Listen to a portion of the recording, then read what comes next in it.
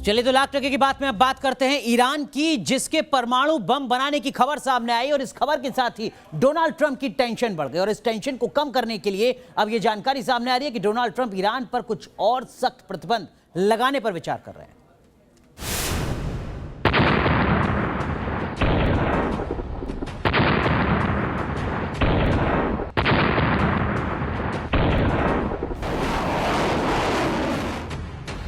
एक तरफ दुनिया की सबसे बड़ी ताकत अमेरिका और दूसरी तरफ अमेरिका का जानी दुश्मन ईरान, दो बारूदी ताकत। इसी साल एटम बम बनाने की ईरानी कोशिश की खुफिया खबर के बाद ट्रंप ने दी है बैन लगाने की धमकी। बैन और बैटल ग्राउंड के बीच मध्य पूर्व में एक बार फिर भड़क सकती है जंग की आग।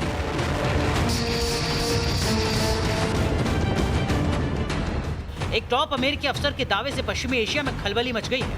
ट्रंप के ऑफिसर का दावा है कि ईरान इसी साल एटम बम बना सकता है। ईरान से आ रहे इस खतरे को देखते हुए अमेरिका तेहरान के खिलाफ नए आर्थिक प्रतिबंध लगाने जा रहा है। बताया जा रहा है कि अमेरिका ईरान से जुड़े 2 दर्जन लोगों और संगठनों के खिलाफ प्रतिबंध लगा सकता है। अमेरिका का दावा है कि ईरान ने तमाम प्रतिबंधों के बावजूद अपना परमाणु हथियार कार्यक्रम जारी रखा हुआ है और अब उसके पास इतना रेडियो एक्टिव मटेरियल जमा हो चुका है कि वो इस साल के आखिर तक एटम बम बना सकता है। इजराइल भी ईरान पर ऐसे ही आरोप लगाता रहा है। अमेरिका का आरोप है कि ईरान नॉर्थ कोरिया की मदद से लंबी दूरी तक मार करने वाली मिसाइलें बना रहा है। हालांकि अमेरिकी अफसर ने अपने इस दावे के समर्थन में कोई सबूत नहीं पेश किया। मध्य पूर्व में अमेरिका के एक्टिव होने की कई वजह और भी है। दरअसल चीन ईरान के साथ बड़ी डील करने जा रहा है। इससे चीन का दखल मिडिल ईस्ट में बढ़ना तय है। वहीं सऊदी अरब, यूएई, बहरीन और इजराइल ईरान के मुद्दे पर अमेरिका के साथ है। ऐसे में फारस की खाड़ी में जंग की आशंका और बढ़ रही है। T news nation.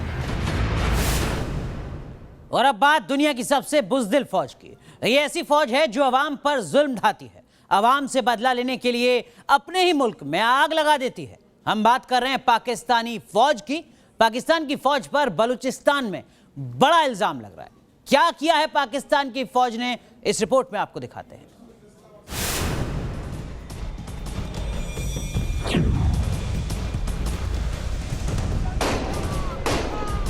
दुनिया की सबसे बर्बर फौज जिस पर आरोप है अपने ही लोगों पर जुल्म करने का।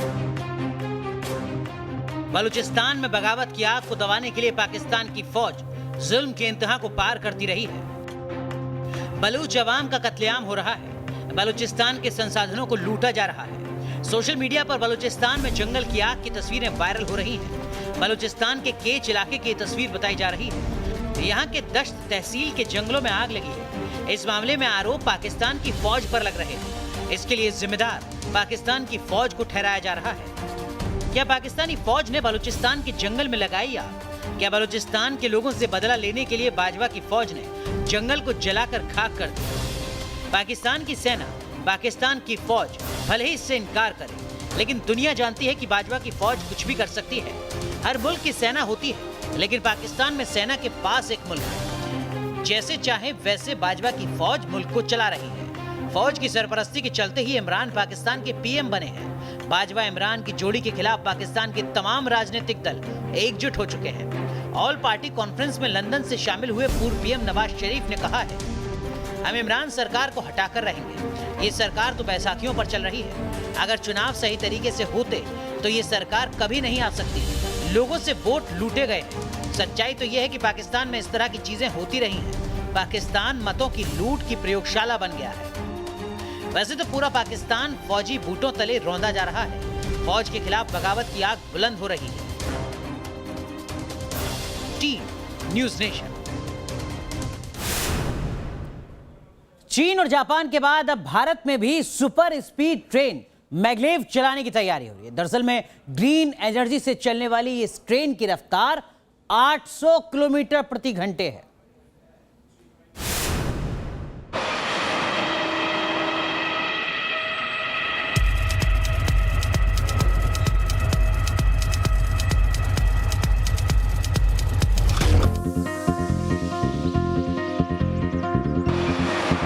यह है तूफानी रफ्तार से दौड़ने वाली super speed train maglev. 800 kilometre की रफ्तार वाली इस ट्रेन से घंटों की दूरी मिनटों में पूरी होगी। मतलब मैगलेव ट्रेन से दिल्ली से पटना की दूरी महज 1.25 घंटे में पूरी हो जाएगी। दिल्ली से मुंबई की दूरी 100 मिनट में नाप लेगी super speed maglev train. Delhi से चेन्नई का सफर मैगलेव ट्रेन से महज 3 घंटे में पूरा होगा और दिल्ली से हावड़ा की दूरी सिर्फ 110 मिनट में पूरी कर लेगी मैगलेव ट्रेन। चीन और जापान के बाद अब बहुत जल्द super speed train maglev Bharat में दौड़ लगाती हुई दिख सकती है। भारत में सुपर स्पीड ट्रेन लाने के लिए सरकारी company Bharat heavy electricals limited यानी भेल ने स्विस रैपिड एजी के साथ साझेदारी की है। BHEL ने इसका ऐलान किया है। BHEL अर्बन ट्रांसपोर्टेशन सेक्टर में हाथ आजमाना चाहती है। इसी प्लानिंग के तहत कंपनी भारत में मैगलेव ट्रेन लाने की तैयारी कर रही है। मैगलेव ट्रेन मैग्नेटिक सिस्टम यानी चुंबकीय प्रणाली पर काम करती है। इस ट्रेन में फ्यूल के तौर पर नाइट्रोजन का इस्तेमाल किया जाता है। ये ट्रेन खुद मैग्नेटिक फील्ड जनरेट करती है और आगे बढ़ती है। वैज्ञानिकों के मुताबिक मैगलेव ट्रेन में टक्कर और दुर्घटना होने का कोई चांस नहीं होता। इस तकनीक से बनी ट्रेन फिलहाल जापान और चीन में चल रही है और इसकी रफ्तार 800 किलोमीटर प्रति घंटे है। Team news nation. और अब बात बॉलीवुड के नशेड़ी गैंग की। दरअसल में रिया चक्रवर्ती से पूछताछ के बाद एनसीबी की जो जानकारी मिली है उसमें कई बड़े चेहरे अब सामने आ रहे हैं, जिसका सीधा मतलब यह कि आने वाले वक्त में एनसीबी उन तमाम बॉलीवुड की बड़ी हस्तियों पर शिकंजा कस सकती है।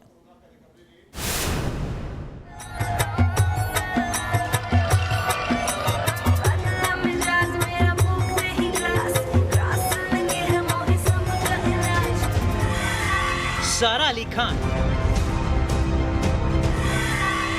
रकुल प्रीत कौर और श्रद्धा कपूर, ये वो 3 नामचीन अभिनेत्रियां हैं जो बॉलीवुड का ड्रग कनेक्शन खंगाल रही नारकोटिक्स कंट्रोल ब्यूरो यानी एनसीबी के रडार पर है। माना जा रहा है कि इन पर जल्द ही कानून का शिकंजा कस सकता है, क्योंकि ड्रग्स मामले की जांच कर रही एनसीबी इन सभी से पूछताछ की तैयारी में है। ड्रग्स के काले कारोबार से जुड़े लोगों से अहम सुराग मिलने के बाद एनसीबी ने अपनी जांच का दायरा बढ़ा दिया है। एनसीबी कुछ और लोगों को पूछताछ के लिए नोटिस भेजने की तैयारी कर रही है। सूत्रों के मुताबिक इसमें सारा अली खान, रकुल प्रीत कौर और श्रद्धा कपूर जैसे बड़े नाम शामिल हैं। तीनों को इसी हफ्ते पूछताछ के लिए नोटिस भेजा जा सकता है। पूछताछ में ये बात भी सामने आई कि सारा अली खान एक हाई प्रोफाइल ड्रग्स पेडलर के संपर्क में थे, जिसकी एनसीबी तलाश कर रही है। बताया जा रहा है कि मुंबई के एक ही जिम में रकुल प्रीत, सारा और रिया जाती थी और यहीं इनकी दोस्ती हुई थी। एनसीबी को जांच की लीड इसी से मिली और इसके बाद कई अहम सुराग भी हाथ लगे। उसके बाद से ही रकुल प्रीत और सारा पर शिकंजा कसना तय माना जा रहा था। सुशांत के फार्म हाउस पर फिल्म छिछोरे की सक्सेस पार्टी रखी गई थी, जिसमें ड्रग्स के इस्तेमाल की बात सामने आई। बताया जा रहा था कि श्रद्धा कपूर भी इस पार्टी में शामिल हुई थी। एनसीबी से पूछताछ में रिया ने ही इसका खुलासा किया। इसके बाद एनसीबी ने श्रद्धा कपूर को भी नोटिस जारी करने का फैसला लिया। सुशांत सिंह राजपूत केस से जुड़े इस ड्रग्स मामले में अब तक 16 गिरफ्तारी हो चुकी है, जिनमें अभिनेत्री रिया चक्रवर्ती और उनका भाई शौविक चक्रवर्ती प्रमुख हैं। दोनों ही सुशांत सिंह राजपूत के लिए ड्रग्स खरीदने की बात कबूल कर चुके हैं। वहीं रिया के राजदार श्रुति मोदी और जया शाह से भी एनसीबी पूछताछ कर सच सामने लाने की कोशिश कर रही है। मुंबई से रुमानुल्ला खान के साथ टीम न्यूज़ नेशन। ग्रीस में मेडिकेन तूफान और बारिश की वजह से बड़ी तबाही हुई है। तूफान की वजह से 3 लोगों की जान जा चुकी है, जबकि सैकड़ों लोगों को बचाया भी गया है।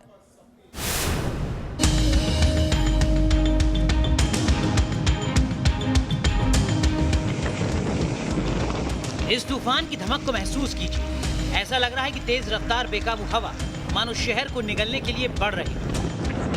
इस तूफान ने समंदर को भी इस तरह झकझोर दिया है कि केफालोनिया आइलैंड का एक बड़ा हिस्सा सीफोम से भरा। जहां तक नजर जाती है सिर्फ और सिर्फ सैलाब का मंजर। मकान, दुकान, बाजार, खेत खलिहान, highway, railway station, housing society, पूरा का पूरा लोनियन आइलैंड और पश्चिम पेलोपोनीस मानो सैलाब ने निगल लिया है।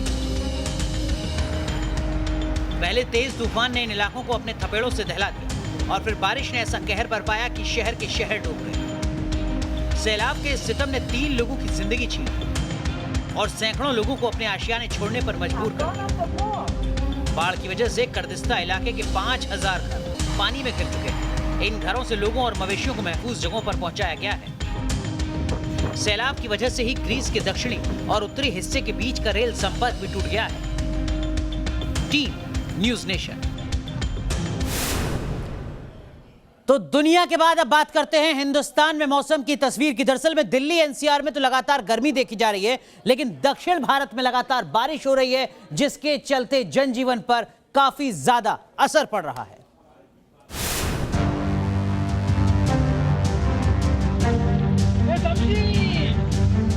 सैलाब का विकराल वार, बाढ़ की विनाश लीला, लहरों से टकराने का अंजाम, जल कहर के बीच जिंदगी की जंग। बीजापुर में बस ड्राइवर की लापरवाही ने कई जिंदगियों को खतरे में डाल दिया। उफनती नदी पर बने पुल को पार करने की कोशिश में बस पानी में समा गई। इस बस में एंटी नक्सल ऑपरेशन से लौट रहे जवान थे। गनीमत रहे कि सभी जवान सुरक्षित बच गए। सितंबर में दक्षिण भारत सैलाब का सितम झेल रहा है। तेलंगाना की राजधानी हैदराबाद से भी ऐसी ही तस्वीर सामने आई है। यहाँ सरूर नगर में भारी बरसात के बाद एक शख्स पानी के तेज बहाव में बह गया। कर्नाटक के कई इलाके जल कोहराम से त्राहिमाम कर रहे हैं। जोरदार बारिश से सबसे ज्यादा तबाही उडुपी इलाके में हुई है। रविवार को बेहिसाब बारिश के बाद उडुपी के कई इलाके पानी में पूरी तरह डूब गए। आसमानी आफत से गांव के गांव बाढ़ के पानी में समा चुके हैं। सड़कों पर खड़ी गाड़ियां भी पानी में इस कदर डूब चुकी है कि सिर्फ गाड़ियों की छत दिखाई दे रही है। उडुपी के अलावा विजयनगरम इलाके में भी सैलाब ने तबाही मचाई हुई है। Team news nation. कृषि कानून के खिलाफ किसानों का गुस्सा लगातार भड़कता हुआ नजर आ रहा है। देश के किसान सड़कों पर उतरकर हल्ला बोल रहे हैं। इस बिल को किसान विरोधी बताकर सरकार के खिलाफ प्रदर्शन हो रहे हैं। हालांकि सरकार की तरफ से लगातार यह कहा जा रहा है कि यह कानून किसान का विरोधी नहीं है।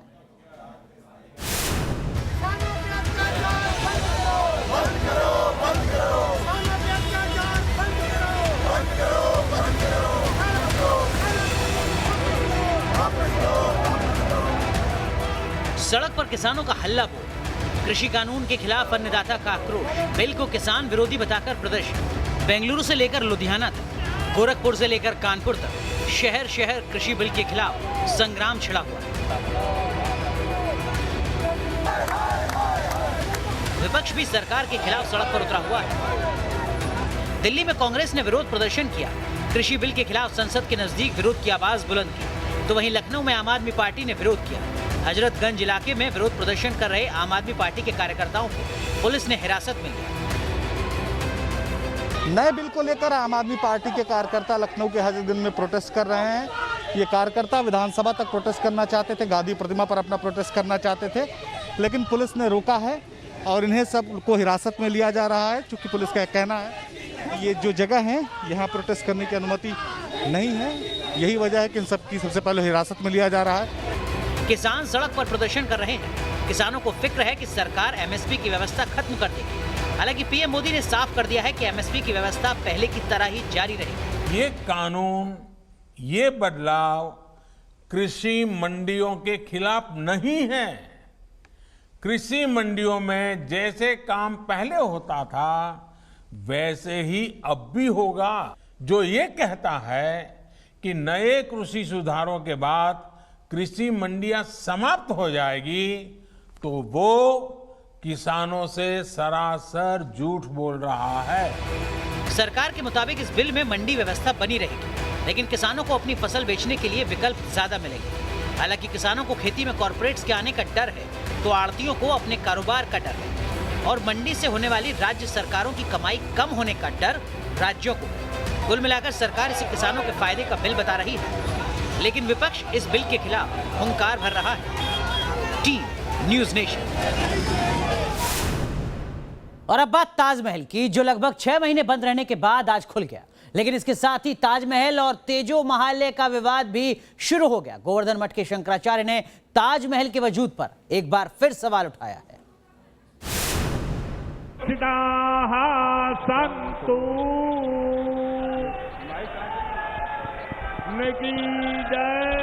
अयोध्या तो बस झांकी है, काशी मथुरा बाकी है।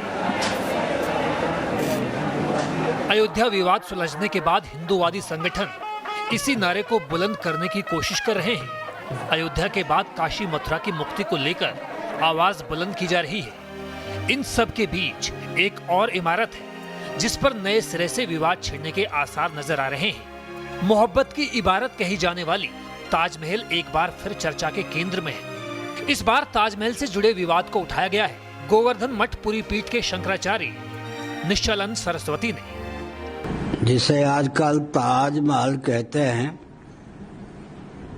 उसका पुराना नाम तेजो महालय है। वहाँ शिवजी प्रतिष्ठित थे। जयपुर राज परिवार में सारा इतिहास सुरक्षित है। मेरे सुपरिचित आदित्यनाथ योगी जी इस तथ्य पर ध्यान दें।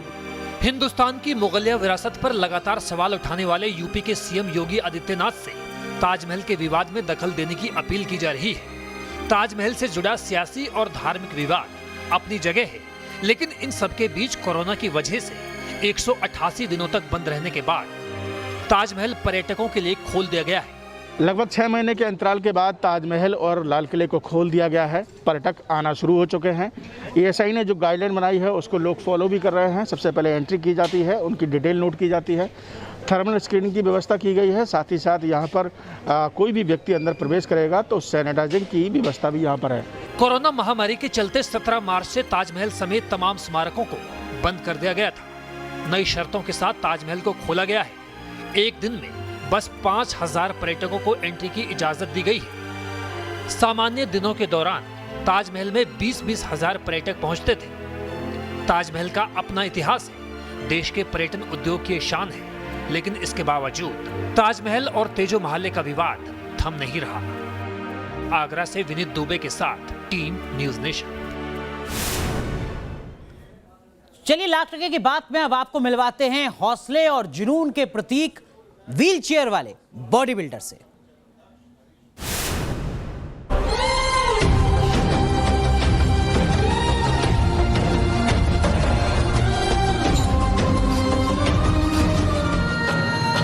जज्बा, जुनून और हिम्मत। हौसला इतना कि कैंसर ने भी मान लिया। ये है व्हील चेयर वाले बॉडी बिल्डर आनंद, इंडियन अर्नोल्ड।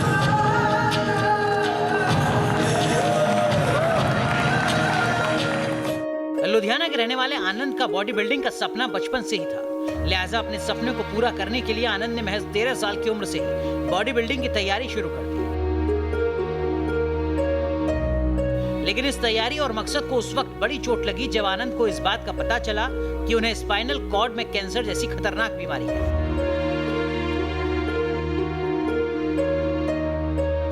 आनंद ने कैंसर को हराने की ठानी और मेडिकल ट्रीटमेंट शुरू किया, लेकिन कैंसर के ऑपरेशन के बाद उनके शरीर के नीचे के हिस्से ने काम करना बंद कर दिया।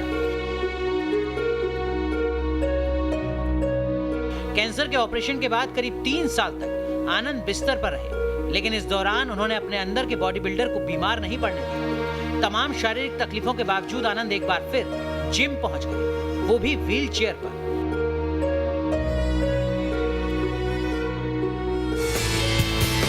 और फिर शुरू हुई अपने शौक को हकीकत में बदलने की कोशिश। आनंद ने लगातार 3 साल तक मिस्टर इंडिया का खिताब अपने नाम किया है। वो एक बार मिस्टर वर्ल्ड भी रह चुके हैं। 12 बार वो मिस्टर पंजाब रहे। इसके अलावा उन्होंने 27 दूसरे खिताब भी अपने नाम किए हैं। Team news nation.